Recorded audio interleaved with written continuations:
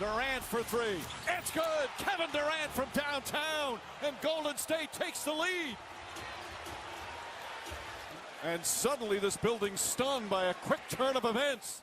The go-ahead three-pointer from Kevin Durant, just one of the highlights from the Warriors' stunning 11-0 run to close out Game 3. Unbelievable. Welcome to SI Now. I'm Maggie Gray here with Robin Lundberg. Thanks for hanging out with us. If you're on Facebook Live, welcome to the show. Let's talk about the NBA Finals. They're over. Jordan Schultz, our NBA analyst, is here to back up my opinion. Now, did the Warriors win Game 3, Jordan, or did the Cavs lose it? I hate that argument. I hate that question. But you know what, Maggie? Just the messenger. The Warriors won it, to me. They absolutely took control of this game. 3 minutes left. Cleveland has the ball. What do? They go complete isolation mode. They completely abandoned what was working, the pick and roll. They stopped doing that. They just went total isolation. As a result, they don't score the last 3 minutes, 2:57. Golden State goes on an 11-0 run. Obviously, Durant was fantastic, but ultimately, I give a lot of credit more so to Golden State than Cleveland. I think that the Warriors are going to win the series. The Cavs may have lost that game, though, because you can go to two specific stretches. The end of the game, as you referenced, where Golden State really did take it, but the Cavs didn't make a shot. And then, to me, the most important stretch, the 2 minutes that LeBron James sat down. Just an incredible statistic. LeBron was +7 in a game where he played 46 minutes.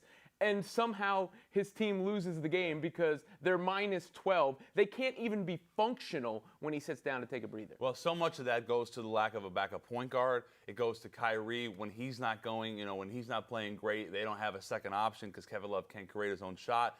They are I would say, a team with many faults, to say the least. But the thing is, Kyrie was playing phenomenally, and they just seemed to run out of gas and have, in my opinion, it was a poor idea to do the step-back jumper when Kyrie had the ball at the end of the game. And then when LeBron James, the best player in the world, has the ball with 30 seconds left or so, with your team down a point in your own building, I mean, you can't get stripped by Andre Iguodala there. You have to get a shot off. We have a graphic of just the last 3 minutes and 10 seconds of the game, and it is like a mini box score. And I'll tell you what, it is telling. Take a look here. You have Kevin Durant and Curry. I mean, what they were able to do, and that doesn't even include the free throws that they were able to make at the end of the game. And then it's James, it's Kyrie Irving, Kevin Love, 0, 0, 0. Durant and Curry score the final 13 points for Golden State. They snatched this victory from the hands of defeat. A lot of Kevin Durant at the end there. Filthy, again, hitting that decisive shot. Of course,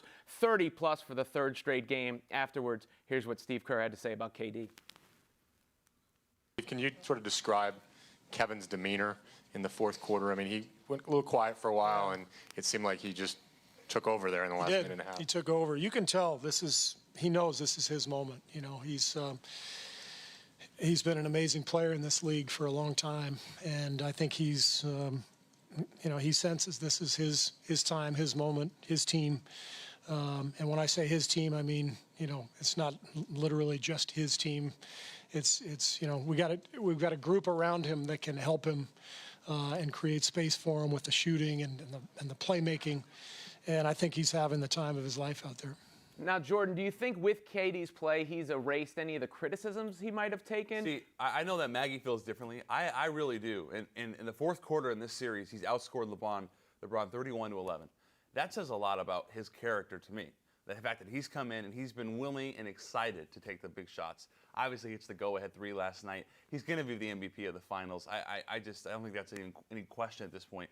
I look at what Kevin Durant has done, and yes, he's going to get criticism, but I think at least some of that can evaporate considering how well he's played. No, I think that he doesn't deserve the criticism, but this is what he's going to get. Not for going to Golden State and exercising his right to do that as a free agent. I give him all respect for doing it, but the criticism is going to come with the ripple effect this is going to have on the NBA. And Kevin Durant didn't invent the super team, but the fact that this team is so good, the best ever, I think, in history, that it's tipped the scales so much in the direction in favor of the Warriors. We talked about it all season long. It was inevitable that the Warriors were going to make it to the finals, and it was inevitable that they were going to win, and they're going to win, and that it's made it almost boring and predetermined for the rest of the league. So in that way, I don't think that the criticism of Durant is going to go anywhere, because from the outside looking in, this looks easy. And I don't know how they're beating the best player in the world and making it look easy, but they are. And I think the criticism is going to come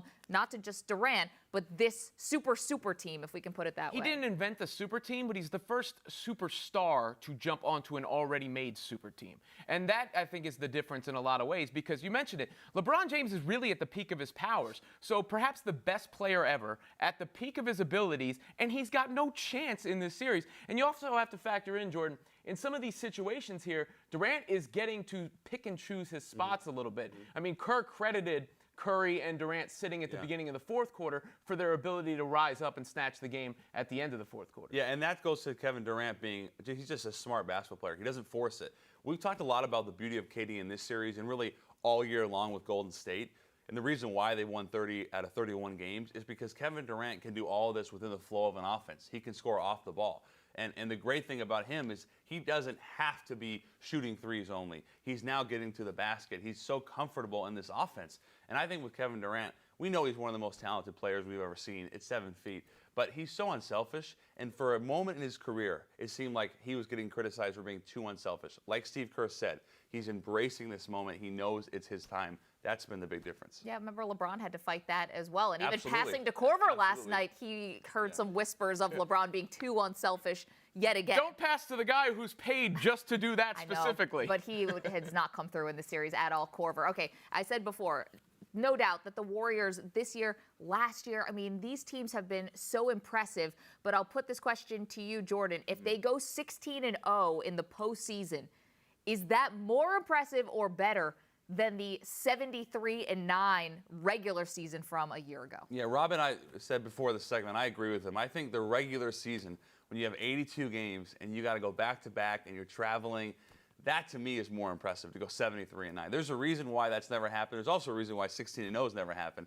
But the regular season grind, the gruel, staying healthy, that's the most impressive thing to me. Oh, you guys are both crazy. Do we not know that the NBA regular season means almost nothing at this point? Put them in a vacuum, right? If you are able to go undefeated in the postseason where you don't get to play the 76ers and the Suns and teams that are tanking and all of that, whether it's got to be in Denver on a Tuesday night in February or whether it's got to be, a Phoenix on a back-to-back after you've already been on the road for 2 weeks, I think that if you beat the best of the best in the postseason, theoretically the best of the best, in a vacuum, everyone healthy, that is way more impressive. Well, Maggie, games aren't played on paper and discussions don't happen in a vacuum. I agree with you. If it was just that, it would be more impressive. The reason I have to say it's 73-9 is because the 73-9 happened without Kevin Durant.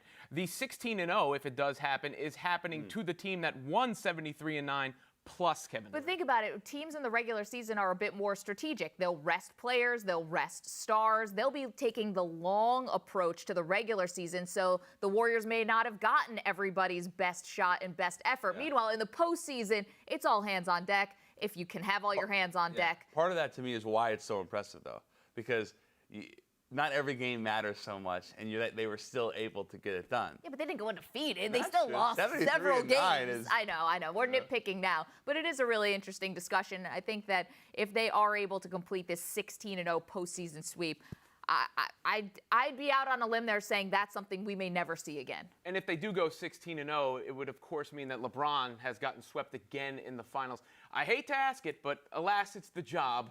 Would it be a dent in LeBron's legacy to have been swept twice in the NBA? I don't think so, considering that he's been to 7 straight and 8 at his age, just 32 years old. Are we going to hold it against him that he's been to so many finals? I can't. Getting swept in this series against, like Maggie said, maybe the greatest team ever. We don't hold it against him in 07. He was still so young. That was against a really good San Antonio team. So I don't think it hurts him. I think the guy that it does hurt is Ty Lue. Just bigger picture here for me. Ty Lue, I think, deserves a tremendous amount of blame. I mean, I know that at some point Golden State's more talented, but last night, he tried to go small. It worked to a degree. But the last minute or 2 minutes of the game, they didn't run anything. I talked about that. But how about this with Ty Lue? They don't get a 2-for-1 with Kyrie. They decide to isolate him over a 6'7" Klay Thompson. It doesn't come up positive at all. And then on the other end, they weren't able to get anything done defensively. So I think Ty Lue is the guy that, to me, just bigger picture, deserves some criticism here. What about LeBron James, the general manager? I mean, this is something where we're not sure exactly which moves he's directly responsible for. We believe Tristan Thompson giving him the extension, and Thompson has not showed up in this series at all. We believe that the fact that Corver and Darren Williams are on this team is a lot because LeBron said we need help in the middle of the season, and David Griffin had to go out there and sign and do what he absolutely could. The fact that even Steve Kerr said this to his Warriors team, they're going to get fatigued. We're going to be able to take advantage of them at the end of the game because they don't have the depth that the Warriors do. Does LeBron, the GM, deserve some criticism now? Curry with more rebounds last night, by the way, than Tristan Thompson in the series. Plus, Thompson ran into LeBron. Kardashian curse kind of in full effect there. As far as the GM part, the Cavs are a championship-level team. Do they need to get better? Of course. I think JR and Shumpert are a Band-Aid on a roster problem that eventually needs a permanent solution. But what you're really doing is holding them up against the Golden State Warriors. And I don't know if it's necessarily fair to nitpick every flaw the Cavs have when they're probably playing the best team of all time. I don't know. I think it's fair when you're on the verge of a sweep. I do. Yeah. I mean, you played the best you could possibly play in Game 3. I'm talking about LeBron and Kyrie. And even with J.R. Smith now finally chipping in somewhat on the scoring load, like, you're getting smoked. And that game was absolutely taken away from them. I agree with you that it may not be fair, but on the verge of being swept, I think it warrants a question. Yeah, I think with Cleveland, I mentioned this team has a lot of faults in their roster. Just to quickly go here, Maggie. The biggest issue for me is that they don't have the versatility that Golden State has. They can't match the small lineups when Golden State wants to go small. Tristan Thompson can't play in the series. He just can't. Channing Frye can't play in this series. Kevin Love has been really good, but he can't create his own shot. There are so many issues with this Cleveland roster. You look at Golden State, everything's seamless. They're being outclassed, considerably outclassed. So I think it's fair. I think the one thing, though, about the LeBron as GM, as I drop my script, the LeBron as GM, I mean, unless he had a crystal ball that could have told him that Durant was going to go to Golden State, which I don't know how you could. I mean, maybe they would have thought differently about, I don't know, the Kevin Love trade a while ago. Who knows? But all that's hindsight. Yeah. Doesn't matter. Okay, so we believe that the series is over, but we'll continue talking basketball, moving away from the playoffs and turning to the draft. Lonzo Ball had his long-awaited workout with the Lakers this weekend. I'll answer it for you. No, LaVar was not in attendance, nor was LaVar at the dinner the night before that Lonzo had with the Lakers brass, which included Magic Johnson. So even though LaVar was MIA, Lonzo managed to make some news when he said this. Lonzo, why should the Lakers draft you? Why should they draft you? Like I said, they need a leader. They need a point guard. I feel like I can fill that hole. Okay, so that's actually a little bit rare because usually LaVar does all the talking and Lonzo seems a bit understated. He said that the Lakers need a point guard and a leader. They have D'Angelo Russell as a point guard. Not sure that he would be called a leader on the team. But, Jordan, I know that you're following this story. Should the Lakers be favoring Lonzo over D'Angelo Russell? Well, I think he's a better player than D'Angelo Russell. And if they draft Lonzo, they would try to move him to the 2, assuming they kept Russell. The bigger issue for me is that Lonzo, he helped change the culture of UCLA. And that's a big deal. But I think the criticism with him all year was, is this guy a real leader? You don't have to be vocal to be a leader. I think there's a misconception with that. But you have to be a guy that guys want to follow. I think UCLA players follow them to a degree. But I also don't think this is a guy that you see how like LeBron interacts with guys, and you see how Steph interacts with guys? They're more courageous, I guess, or at least charismatic. And I don't know if Lonzo has that. He's a wonderful player, but ultimately, if you draft him second overall, you're expecting him to be the face of the franchise. I don't know if that's him. I do think this was encouraging, though, because we've heard so much from LaVar, who's essentially been his mouthpiece or his pro wrestling manager. It's nice to hear from Lonzo here an assertion, and it's not wild. It's just a quiet confidence. If he can actually bring that, then you feel a little bit better about the skills that he has. The guy that he's being compared to, Jason Kidd, that's the comparison. Playing basketball at a different level, seeing the game differently. Jason Kidd was a leader in the sense that guys followed him. They loved playing with Jason Kidd. I think guys love to play with Lonzo Ball. I just don't know if you can build your franchise around him as a centerpiece. That's my question mark. Also, the other questions have been about LaVar and whether or not he was going to be too involved, whether he would be a distraction. So far, so good. Well, are you surprised that he wasn't at the workout, at the dinner? Well, he wasn't allowed at the workout. But were you surprised he wasn't at the dinner? That did surprise me, yes, because I would have thought no doubt, LaVar's going to be there. You know, he'll be polarizing in that meeting. He'll be that lightning rod. He'll say something that we'll hear about later. I think it's a good sign, honestly, that he wasn't there. It did surprise me, yes. Yeah, good thing he's not in the workout, although I was kind of expecting him like in the parking lot. Yeah. Hey, Lonzo. Waiting outside. Hey, Lonzo. Hey, Lonzo, come on. Let's, we're going to work out with Philly. No. George Schultz, thank you so much. Really appreciate it.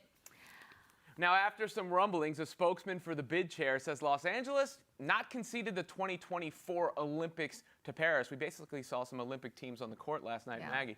Would you even want the Olympics in your city, though? Okay, I'm going to say this. I've actually been lucky enough to go to 2 Olympics. I was working behind the scenes for Westwood One, and I still to this day say there's nothing like it. You should absolutely experience it once in your life. It is an unbelievable event that brings out emotions and feelings that you've probably been suppressing for years and years of your life. That being said, no, I would not want the Olympics in my hometown, and here's why. They're way too expensive. They're not functional. And I don't think, honestly, the Olympics should ever be held in one city ever again. I think you need to spread out the, I guess, risk and the cost over several different cities if you're going to have it in the United States or if you want it in the U.S., because for one city to take it on, it's too much to bear. I remember being in Greece in 2004. The venues barely were built. I mean, no roof over the pool. I mean, there was no landscaping anywhere, just dust. It barely got built, and now a lot of those stadiums, they call them these white elephants. They're just sitting there absolutely empty. There's no function for them anymore, and they end up just being these relics that point back to, yes, a very happy time for that month or month and a half, if you include the Paralympics, but after that, they stand there and they're just statues to something long, long ago. I went in 1996. I was very young then, but it was a cool experience. So I agree with you on the experience part, but you want to experience them somewhere else. You want to go on vacation, right? You want to travel. You don't want to inconveniencing your day-to-day life. It's fine in New York, though, because New York's the one city where you can have the Super Bowl or the Olympics and barely even notice it. Can't even tell. As long as you're not going through Midtown or something like that. I just wonder, like in New York, they talked about Rio and, some of the swimming events like that were, like the triathlon and some of the rowing events that were in this like awful water. And I know it's not exactly the same, but I'm not going in the Hudson River. See, I think about swimming across the Hudson like every day. I just don't know how strong the current is. I think I could definitely make it as far as like stamina and endurance go. I don't want to run into anything in the Hudson River, whether it be alive, dead. I don't want to encounter anything. I would not advise New York to have it. But LA obviously has hosted the games before, although the Olympics has expanded so much since then. Like I said, I agree with you. It's better for someone else to take it on, or just to spread it out over a lot of different venues because in different cities, because it's just becomes too much of a burden for one specific city. We should move on. Forbes magazine released their top 100 highest paid athletes. Real Madrid's superstar Ronaldo tops the list, and that's not a shock. But what was very eyebrow-raising is that Tiger Woods is 17th on this list, even though he hasn't won a golf tournament since 2013. He hasn't won a major since 2008, and he's in the midst of his second high-profile off-the-course scandal, the recent DUI. So Robin and I have not looked at this list. We only know that Ronaldo was number 1 and Tiger was 17. Our producers are going to show us pictures of athletes who are on the list, and we are going to guess if they make more or less than Tiger Woods. Are they higher or lower than 17? So let's get started with the very first. Who's our first athlete, guys? Ooh, Clayton Kershaw. I'm going to say lower. Lower than 17? No, I'm going to say higher. The on salary, his salary baseball might be, pitchers they're making like $200 million. You're right. What is it? Oh, no, I'm right. Look at you. Clayton Kershaw with that curveball. How could he not be higher? Ooh, Conor McGregor. I'm going to go lower. I'm going to go lower because he's going to have this Floyd Mayweather fight. If he really needed the money, that is the reason. I'm going to fight Floyd Mayweather. I'm going to take the guaranteed L. So that shows me he doesn't have as much money as you might think. Yeah, meanwhile, that fight has not been made yet. But, come on. It's headed there. Coming, right? Okay, we were both right. Conor McGregor lower than Tiger, but not by much. Let's move on to our next athlete. Higher or lower than Tiger Woods? Another golfer here, Jordan Spieth. I got to go lower, right?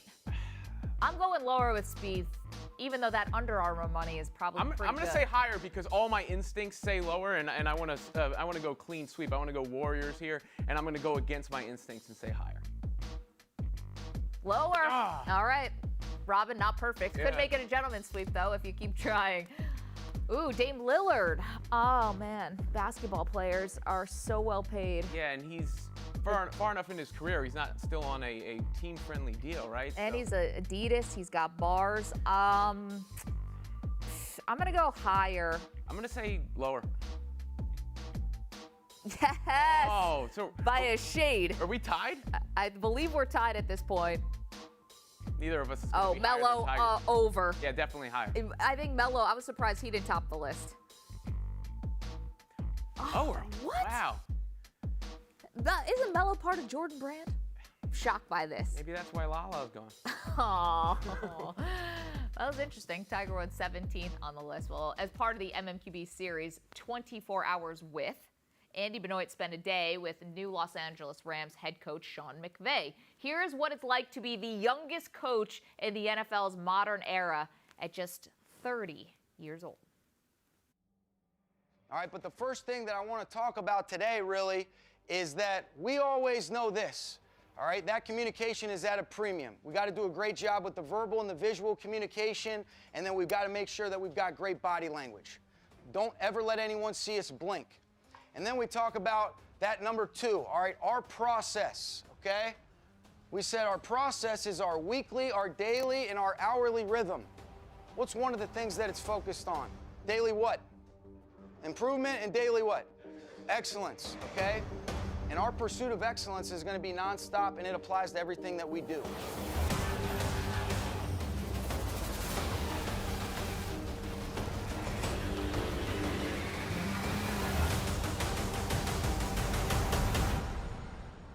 Right now is usually a good time that I can catch up with people back east. You know, if I haven't returned calls or something like that, usually I can catch my parents this time. Most of the people you keep in touch with, very few people are out here. So just adjusting, and then, you know, with the NBA games going on, you feel like you miss every game. By the time, you know, the game's over, you're just kind of getting back and ready to sit down. That's an adjustment. The Rams have a new head coach. They just named Sean McVay, Redskins offensive coordinator, their new head coach. Our head athletic trainer, Reggie Scott, he was telling me the other day, he's like, what time you get in, man? You better make sure you get that rest, man. It's a long grind. I know this, for me, my body needs it because I seem like I always start to get sick, or it's about that time at the end of the year where, you know, your body's telling you need some rest just to get rejuvenated, and I haven't had that this year. He's a 30-year-old head coach. What are the pros and cons of going with someone so young in such a high-ranking position? Players are simple. If you can make me better, I'm going to listen to you. I don't care how old you are. If you can't make me better, I'm not going to listen to you. So you better know what you're talking about. I know for me, the biggest challenge is going to just make sure that you map out a plan so that you can be productive in the day and, you know, not try to wear yourself out early. Keep it in perspective that it's a long grind for that season, and you got to stay fresh for these players and for everybody. So this is all, like, all these walls were totally blank when we first got here. I get up, you know, fairly early. I'm kind of always been an early riser, and get in here, and like right now, just making a teach tape for kind of our meetings, kind of getting some thoughts together for the team meeting in terms of kind of what we want to get accomplished for the day, and then we go out and practice for 2 hours, and that's kind of the day right now during a typical OTA.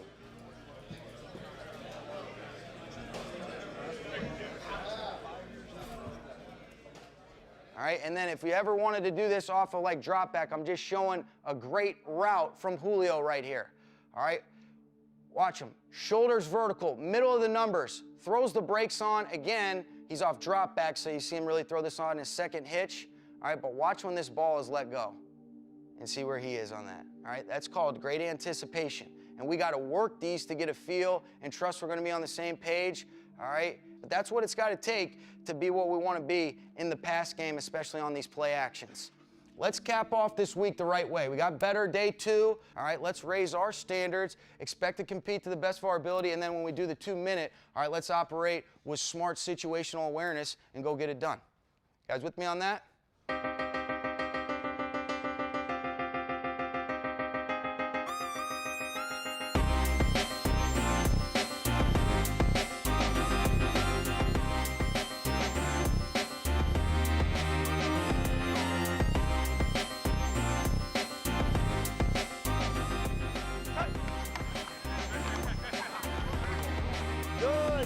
Be smart. Stay off the ground. Stay off the ground. Good. Jared, good decision. All right, get off it. Good. As soon as you see that nickel buzz out, now you know I'm backside. We'll come back, all right? We'll continue to compete. We're all making each other better right now. But it's a great start to the week, all right? Where's Robert Quinn at, man? Get us a breakdown, Robert Quinn. Get us a breakdown, Big Rob.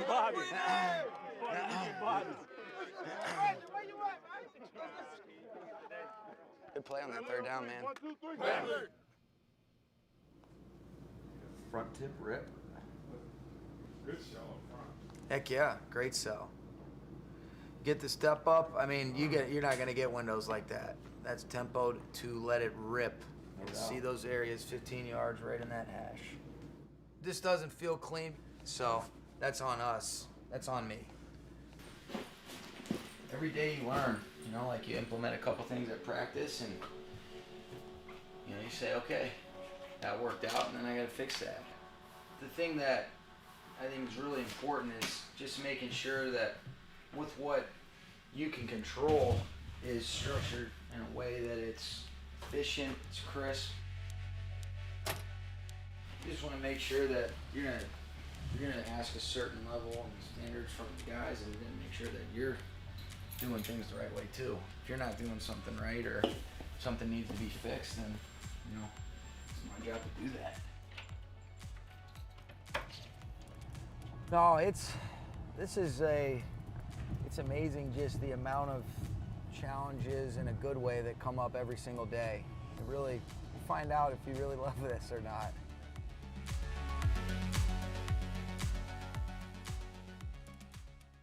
Our next guest is a Super Bowl champion, recently had his 2nd book published. It's called The New Dad's Playbook. Tight end Benjamin Watson is good enough to join us. All right, you joined the Ravens last year, but you tore your Achilles, so the season was cut short. But I'm just curious, when you meet with Ozzie Newsome, is it a prerequisite question that he asks you if Joe Flacco is elite? No, it's not. I don't know that he cares about my opinion that much. He's established as a quarterback in this league, and that's always a debate. I kind of walked into that debate last year in the offseason and didn't realize how hot and contested it was. But I can tell you that Joe is one of the great quarterbacks in the league, definitely.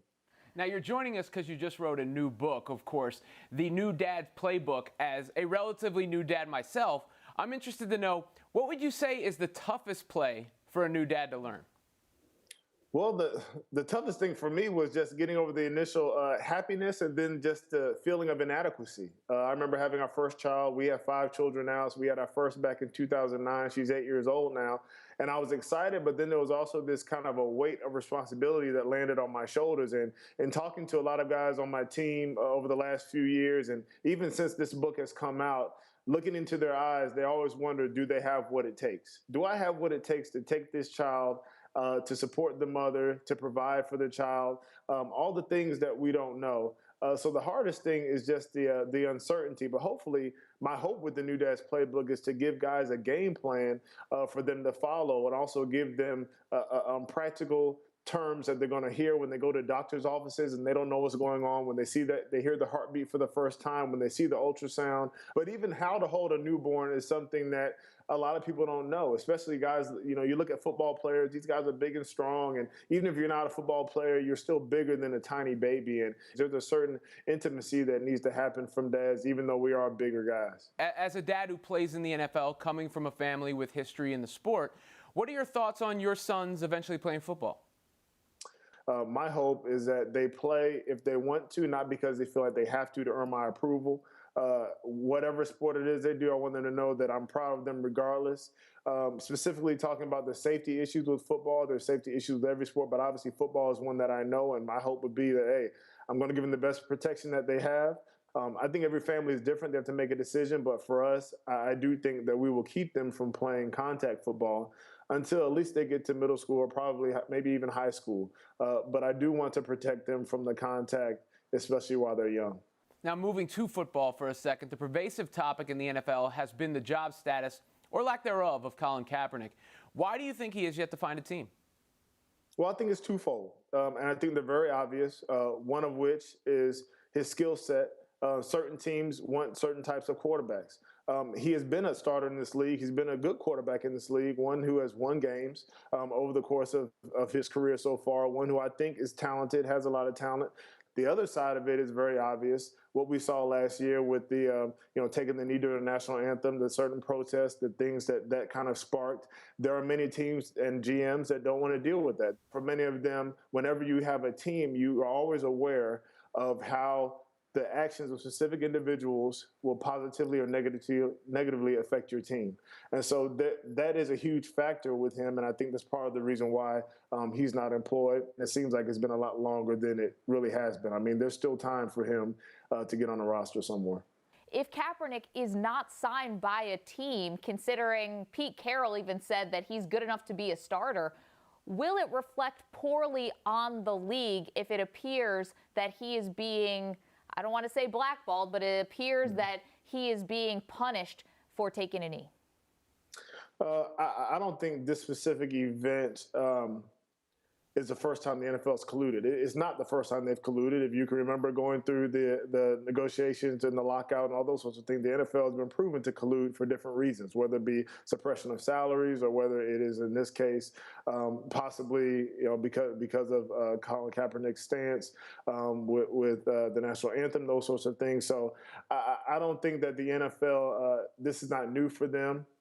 I do think, though, that as time goes on, certain conversations may come out. There's always information that comes out later on after the fact that we find out the next year and the next year, correspondence between, different organizations, whatever it may be. But I reiterate that I do hope he gets on a team. But when you have coaches coming out saying that they think he's able to start somewhere, the next question you have to ask is where. And so I'd be interested in identifying those places. And again, I think there's going to be some more information that comes out, but hopefully this will be a moot point soon because he'll be on the team somewhere. On to your playing status. We know you're coming off one of the toughest injuries to come back from in a torn Achilles. Are you 100% for the coming season? Right now, I wouldn't say I'm 100%. I'm very close. The rehab process has been a grueling one. This is a tough injury. I've had plenty of them. I've had over 7 surgeries and counting, including a few knee surgeries, ACL included, and this one has been the toughest. But I am in a good spot. I'm in a place where I'm able to run. I'm able to be explosive. There's more that's going to come. I missed all of last year, which was tough. Last year was a tough year. Not being on the field, but also just when you move across the country, go to a new place, go to a new team, a new city, you want to contribute. And so I'm looking at this year as my opportunity to contribute to our team winning games, and I'm excited for it. Absolutely. Well, they're going to need you out there. The Baltimore Ravens needing pass catchers. You got one there. Benjamin Watson, congratulations. As I said, second book that you've published. This one, The New Dad's Playbook. It is sound advice. It's practical advice. And Benjamin, we wish you all the best. Thank you so much. Thank you very much. NewDadsPlaybook.com is the website if anybody wants to check it out. And you can get it in bookstores as well as online. Thank you, guys. Fantastic. Thank you so much.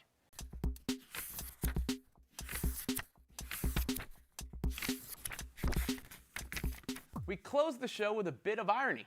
RedTube is sponsoring clothes, with amateur football club Washington Square FC donning the logo.